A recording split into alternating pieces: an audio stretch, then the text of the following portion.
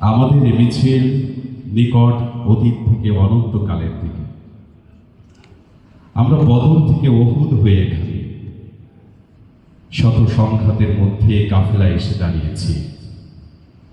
কে প্রশ্ন করে আমরা কোথায় যাব?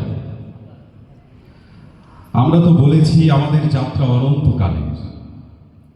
উদয় অস্তের ক্লান্তি আমাদের কোনোদিন বিহ্বল করতে পারেনি।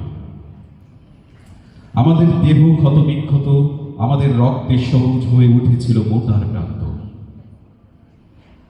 পৃথিবীতে যত গোলাপ ফুল ফোটে তার লাল বর্ণ আমাদের রক্ত, তার সুগন্ধ আমাদের নিঃশ্বাস বায়ু। আমাদের হাতে একটি মাত্র গ্রন্থ আল কোরআন। এই পবিত্র গ্রন্থ কোনোদিন কোনো অবস্থায় কোনো তাওহীদবাদীকে থামতে দেয়নি।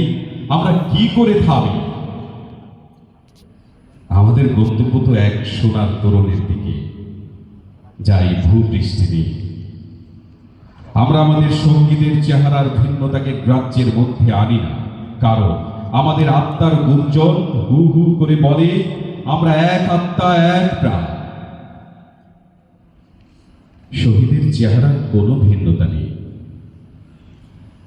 আমরা তো শাহাদাতের জন্যই মায়ের উদর থেকে পৃথিবীতে পা রেখেছি। কেউ পাথরে, কেউ তাঁবুর ছোঁয়ায়, কেউ মরুভূমির উষ্ণ বালু কিংবা সবুজ কোনো ঘাসের দেশে। আমরা আজন্ম মিছিলেই আছি, এর আদি বা অন্ত নেই।